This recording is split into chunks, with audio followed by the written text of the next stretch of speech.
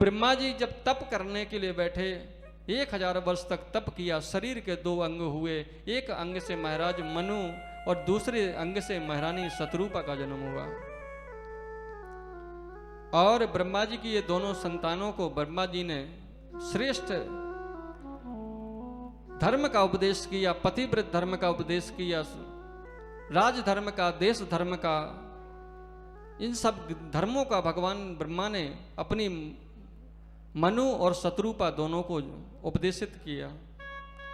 और तुलसीदास जी रामायण में कहते हैं, सृष्टि का मैथुन सृष्टि सबसे पहले यहीं से शुरू हुई। हम महाराज मनु की संतान, इसलिए हम सभी मनुष्य कहलाते हैं। क्या कहलाते हैं? एक तरह से देखा जाए तो हम सभी एक ही माता पिता की संतानें हैं। किसकी? महाराज मनु।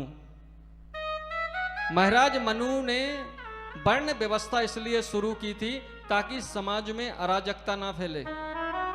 ब्राह्मण ज्ञान दे, ज्ञान ले और समाज की सेवा करे, क्षत्रिय राज्य संचालन करे, वैश्य व्यापार चलाए और हरिजन भाई लोग सबकी सेवा करें। ये 4 व्यवस्थाएं महाराज मनु ने इसलिए बनाई क्योंकि एक कहेगा कि मैं वो काम क्यों करूं, दूसरा कहेगा मैं ये काम क्यों करूं। इसलिए महाराज मनु ने अपने अपने काम संतानों को सौंप दिए। ब्राह्मण, क्षत्रिय, वैश्य और हरिजन, ये शूद्र शब्द दिया नेताओं ने। महाराज मनु स्मृति पढ़िए, कहीं पर शूद्र का नाम नहीं है, वहां पर हरिजन लिखा गया है। क्या लिखा गया है?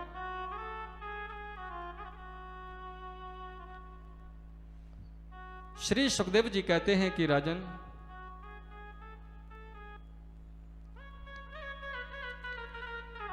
स्वयंभू मनु अरु सतरूपा, स्वयंभू मनु अरु सतरूपा, स्वयंभू मनु अरु सतरूपा, स्वयंभू मनु अरु सतरूपा, जिनसे भई नर सृष्टि अनूपा, जिनते भई नर सृष्टि अनूपा, जिनसे भई नर सृष्टि अनूपा, जिनते भई नर सृष्टि अनूपा। तुलसीदास जी लिखते हैं, स्वयंभू मनु अरु सतरूपा, जिनसे भई नर सृष्टि अनूपा। इतनी जो सुंदर सृष्टि की, एक तरफ स्त्रियों का निर्माण किया, एक तरफ पुरुष का निर्माण किया, एक तरफ बच्चों का निर्माण किया, एक तरफ वृद्धों की। इतना सुंदर इस संसार है। यदि इस संसार को देखने की हमें सामर्थ्य चाहिए, ये संसार बहुत सुंदर है। ये सत्यम भी है, ये शिवम भी है, ये सुंदरम भी है। पर हम लोग भोकों में फंस करके हम संसार को देखना भूल जाते हैं।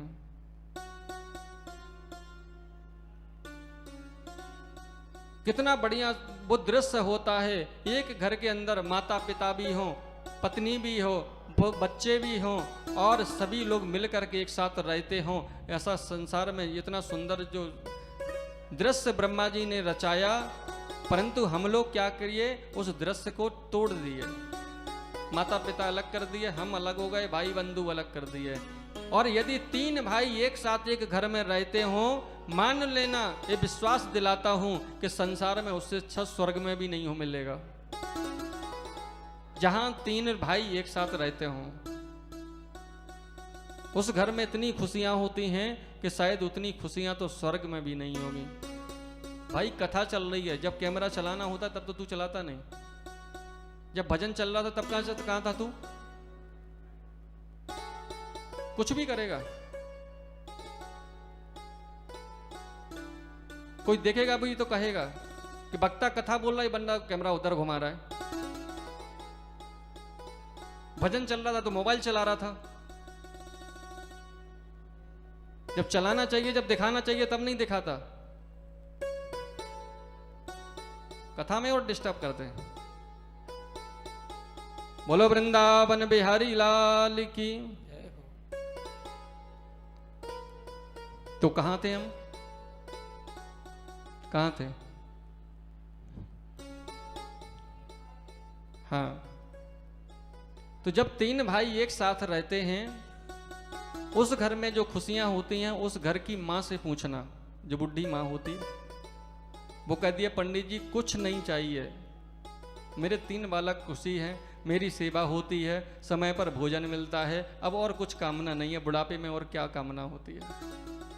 तो ब्रह्मा जी ने इतना सुंदर ये संसार बनाया है, जहाँ पर छोटा सा पोता दादी दादी कहते घूमता है, इधर से उधर दादी उसको मनाते हुए घूमती है, और वो पोता जब दादी बोलता है तो दादी एकदम महाराज लड्डू रसगुल्ला हो जाती है, क्योंकि दादी का सपना था एक पोता हो और वो पोता दादी को मिल जाता है। तो भगवान की ये सृष्टि अनूप है, जिनसे भाई नर सृष्टि अनूपा। तभी ब्रह्मा जी को एक छींक आई, और छींक से देखते ही देखते एक बराह रूप देख करके ब्रह्मा जी की छींक से एक बराह उत्पन्न हो गया, और उसने, जिसको बराह कहते हैं, सुअर का रूप धारण कर लिया। ब्रह्मा जी बोले आप कौन हैं? बोले महाराज मेरा नाम बराह है, और मैं पृथ्वी को नीचे से ऊपर लाने के लिए जन्म लिया हूँ, क्योंकि जो हिरण्याक्ष है वो पृथ्वी को रसातल में ले गया है, और महाराज मनु और शत्रुपा सृष्टि कहाँ करेंगे? सृष्टि करने के लिए तो पृथ्वी चाहिए, और हिरण्याक्ष इस पृथ्वी को रसातल में ले गया है। और भगवान बराह को ब्रह्मा जी ने प्रणाम किया, और बराह भगवान अपने पृथ्वी को लाने के लिए चल दिए। इधर ब्रह्मा जी को रास्ते में हिरण्याक्ष मिल गया, नारद जी को। नारद जी को इस तरफ झपटा। नारद जी बोले अरे अरे अरे भैया आप कौन? अरे बोले हमें नहीं जानते, मैं हिरण्याक्ष, ब्रह्मा जी से मैंने वरदान पा लिया है, अब मुझे कोई मार नहीं सकता। नारद जी बोले तुम्हें लड़ने की बड़ी टेंशन है भाई, मैं साधु सन्यासी इंसान में कहां लड़ूंगा? हिरण्याक्ष कहता नहीं भैया मुझे लड़ना है। नारद जी बोले तू ऐसा कर, 1 घंटे रुक जा, सिर्फ तेरे लड़ने की इच्छा तो मैं पूरी करवा दूंगा। तो हिरण्याक्ष कहता है तुम किससे मेरा युद्ध कराओगे? नारद जी बोले मैं उसी को ढूंढते हुए जा रहा हूं, मुझे मिलेगा तो बिल्कुल आपके पास ही स्पीड पोस्ट से भेज दूंगा, और तुम्हारी सारी जो मस्ती है वो निकल जाएगी। नारद जी ने जब इतना कहा तो हिरण्याक्ष नारद की तरफ झपटा, नारद जी भागे, और नारद जी जा ही रहे थे भगवान के लोक को, तो रास्ते में बराह भगवान मिल गए। बोले प्रभु आप कहाँ? बोले हम भी वहीं जा रहे हैं जहां से तुम आ रहे हो। बोले प्रभु जल्दी जाइए, नहीं तो वो जिस मर्जी को पकड़ लेता है। भगवान गए, और जैसे ही हिरण्याक्ष के पास पहुंचे तो हिरण्याक्ष बराह भगवान की तरफ झपटा। तो बराह भगवान बोले भैया इतनी जल्दी क्या है, पहले परिचय तो कर ले, युद्ध तो बाद में चल जाएगा, पहले जान तो लो मैं कौन हूं। हिरण्याक्ष कहता है तुम कोई भी हो, हमें उससे क्या मतलब, मुझे तो लड़ना है, मुझे ब्रह्मा जी ने वरदान दे दिया है, अब मैं बलशाली हूं, अब तो मैं किसी को भी परेशान करूंगा। देखो यदि किसी के पास बल आ जाए तो किसी की रक्षा करनी चाहिए, ना कि उसको परेशान करना चाहिए। धर्म नहीं कहता कि तुम बलशाली हो तो तुम किसी को भी छेड़ोगे, नहीं, एक दिन वो बल ही तुमको मौत के मुंह में पहुंचा देगा। क्यों? जो उस दिन, जिस दिन आपको बल से सबल मिल जाएगा, वो तुमसे लड़ेगा और तुम्हें धराशायी कर देगा।